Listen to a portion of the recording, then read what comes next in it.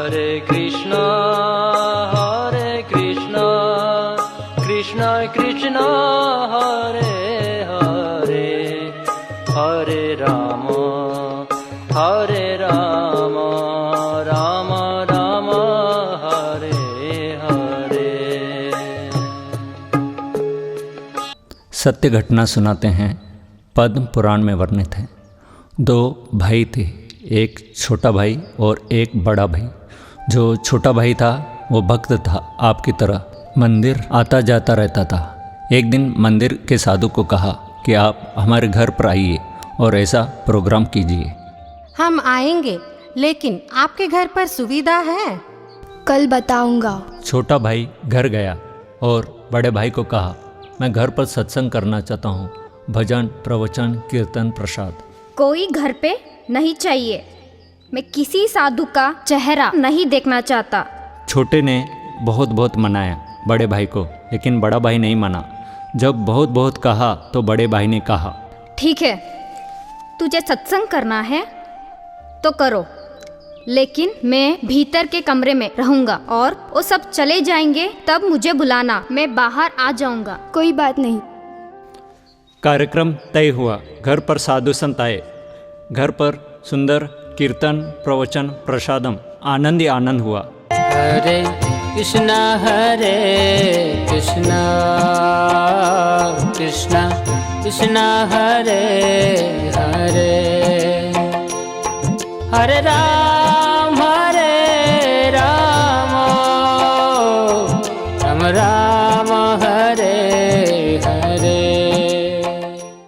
और जब सब साधु घर से जा रहे थे तो साधु ने पूछा, हमने सुना है कि तुम्हारा बड़ा भाई तुम्हारे साथ रहता है, वह कहीं दिख नहीं रहा।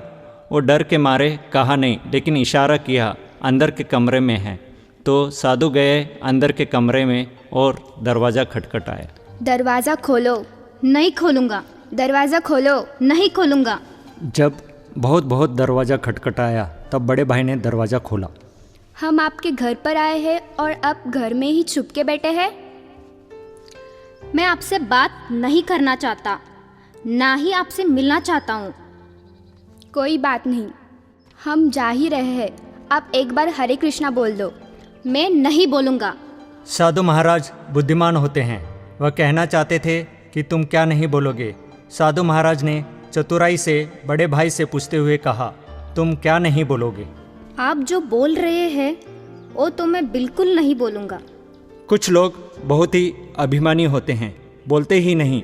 साधु महाराज थोड़े हट्टे कट्टे थे, तो साधु महाराज ने बड़े भाई का हाथ पकड़ लिया और पीछे से मरोड़ दिया। बोलो हरे कृष्णा। नहीं बोलूँगा। बोलो हरे कृष्णा। नहीं बोलूँगा। तो साधु ने उस बड़े भाई का हाथ पकड़ लिया और पीछे से मरोड़ दिया। मेरा हाथ छोड़िए। बोलो हरे कृष्णा। नहीं बोलूँगा। तो बालक हरे कृष्णा बोलो। मेरा हाथ छोड़िए, हाथ टूट जाएगा। तो ठीक है, बोलो हरे कृष्णा। हरे कृष्णा। अब मेरा हाथ छोड़िए। तो बस ये पहले ही बोल दिया होता तो ये सब आपके साथ नहीं होता। हम बस इतना ही चाहते थे। बड़े भाई ने हरे कृष्णा बोला और साधु चले गए।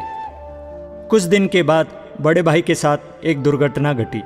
बड़े भाई ने जीवन भर बुरे कर्म किए और उनके बुरे कर्म के अनुसार वह नरक चले गए।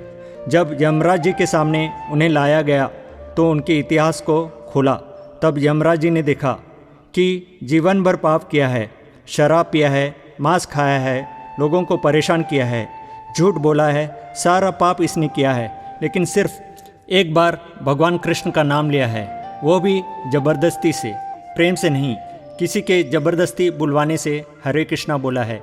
यमराज भी सोच में पड़ गए। इसका करूँ तो क्या करूँ? मुझे तो सिर्फ ये पता है, जो भगवान का नाम ले वो वैकुंठ और जो पाप करे वो नरक। लेकिन इसने पाप भी किया है और हरे कृष्णा भी बोला है। इसका करूँ तो क्या करूँ? लेकिन नारद मुनि रात दिन नारायण नारायण करते रहते हैं, शायद उनको पता होगा। यमराज ने नारद मुनि का ध्यान किया और नारद मुनि यमराज के सामने प्रकट हो गए। नारद मुनि, मेरा प्रणाम स्वीकार कीजिए। कहिए यमराज जी, क्या काम आ पड़ा? नारद मुनि, मैं बड़े उलझन में हूँ। नारायण नारायण। क्या हुआ यमराज जी, आप किस उलझन में पड़ गए हैं? मैं बड़े उलझन में हूँ। इस मनुष्य प्राणी ने जीवन भर पाप किया है, लेकिन सिर्फ एक बार, वो भी जबरदस्ती से भगवान श्री कृष्ण का नाम लिया है। इसका क्या किया जाए? नारायण नारायण। मैं तो सिर्फ प्रभु का नाम जपना जानता हूँ। अब इस समस्या का हल मेरे पास तो नहीं है यमदेव। ये तो जिन्होंने विधि विधान लिखा है, इस उलझन से आपको वही निकाल सकते हैं। तो चलिए, इसे हम ब्रह्मदेव के पास लेके चलते हैं। चल ब्रह्मलोक में। क्यों? मैं क्यों चलूं? ये तो बड़ा अहंकारी मनुष्य है। तुम लोग खुद दुविधा में हो, मैं क्यों तुम्हारे साथ इतना दूर चलूं? मैं कहीं आने वाला नहीं। मुझे जब तक पालकी में नहीं बिठाओगे तब तक मैं चलने वाला नहीं। पालकी मंगवाओ, उसमें बिठाओ, तब मैं चलूँगा। यमराज और नारद मुनि ने सोचा कि क्या करें। फिर यमराज ने पालकी मंगाई, इस पापी को पालकी में बिठाया। एक कंधा यमराज ने दिया और एक कंधा नारद मुनि ने दिया, और दोनों इस पापी मनुष्य प्राणी को लेकर ब्रह्मलोक की ओर चल पड़े। यमराज और नारद मुनि जब इस पापी को लेकर ब्रह्मलोक पहुँचे, ब्रह्मा जी खड़े हो गए और दंडवत करने ही वाले थे कि इन दोनों ने रोक लिया। नहीं नहीं, दंडवत नहीं, ये तो पापी है। ब्रह्मा जी ने सोचा कि नारद मुनि और यमराज जी जिसको पालकी में बिठाकर लाए हैं वो बड़ा संत होगा, महात्मा होगा। यमराज और नारद मुनि ने हाफते हुए कहा, रुकिए रुकिए प्रभु, थोड़ी हमारी थकावट उतरने दीजिए, हम सब बताते हैं। ये क्या है यमराज? प्रभु, ये हमारी दुविधा है। हुआ क्या है, ये तो बताओ।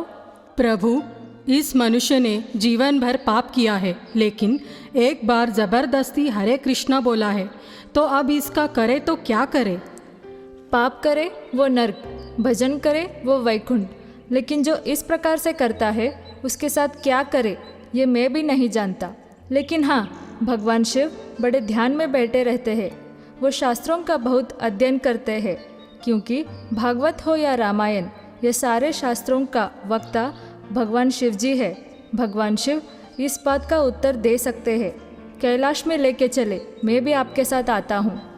प्रभु, हम इसे उठाकर यहाँ तक लाए हैं, अब आप भी एक कंधा लगाइए। तो यमराज और नारद मुनि ने एक कंधा लगाया और एक कंधा ब्रह्मा जी ने।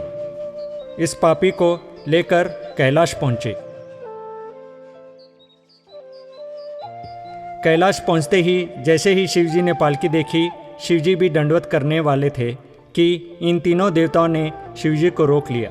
रुकिए रुकिए प्रभु, प्रणाम मत कीजिए, ये पापी है। महादेव ने चौंकते हुए कहा, अरे क्या हुआ? कुछ नहीं प्रभु, ये हमारी सबसे बड़ी दुविधा है। हुआ क्या, ये तो बताओ। हाँ महादेव, इस व्यक्ति ने जीवन भर पाप किया है, लेकिन एक बार जबरदस्ती किसी के कहने से हरे कृष्णा कहा है। इसका क्या करे? तो इसे मेरे पास क्यों लेके आए हो? मुझे तो आवाज करो। इसे मारना है तो मैं इसके पेट में त्रिशूल घुसा देता हूँ। मैं तो संहार करना जानता हूँ, इसका क्या करे मैं नहीं जानता। शिवजी भी दुविधा में। देखिए ब्रह्मदेव, नारद मुनि और यमराज, आप लोग आपस में ही सोच रहे हैं इसका क्या किया जाए। क्यों न जिनका नाम लिया है आप उन्हीं के पास लेकर चले। आपको अवश्य इसका निवारण भगवान विष्णु ही दे सकते हैं।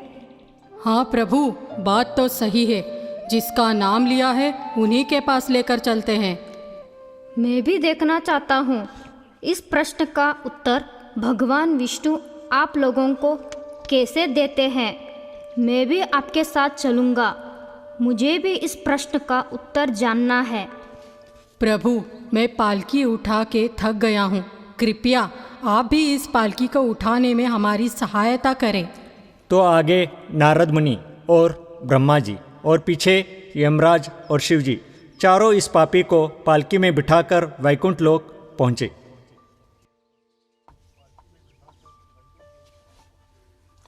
स्वागतम स्वागतम। क्या आप चारों साथ में आए हैं? आज तक आपको साथ में नहीं देखा। प्रणाम प्रभु। बात ही कुछ ऐसी है कि पूरे ब्रह्मांड दुविधा में आ गया है। अब इस दुविधा का निवारण आप ही दे सकते हैं। भगवान ने सब देवताओं को बिठाया और पूछा, आपके दुविधा का क्या कारण है? प्रभु, इस आदमी ने जीवन भर पाप किया है, लेकिन एक बार जबरदस्ती किसी के कहने से हरे कृष्ण कहा है। बताए इसका क्या करना चाहिए? भगवान विष्णु ने मुस्कुराते हुए कहा, अरे आप चारों ब्रह्मांड के मुख्य तो बन गए हो, लेकिन गीता भगवत पढ़ते हो क्या नहीं? मैंने क्या कहा है भगवत गीता में? मेरे धाम में सूर्य की आवश्यकता नहीं, मेरे धाम स्वयं प्रकाशित है। और मेरे धाम वैकुंठ में यदि कोई व्यक्ति आ जाए तो वह फिर से इस संसार में वापस नहीं जाता। आप यही जानना चाहते हो एक बार राम और कृष्ण का नाम लेने के महिमा, तो सुन लो। जो एक बार राम और कृष्ण का नाम लेता है उसे नारद, ब्रह्मा, शिव और यमराज पालकी में बिठाकर मेरे धाम वैकुंठ में लेकर आता है। ये है भगवान के नाम की महिमा।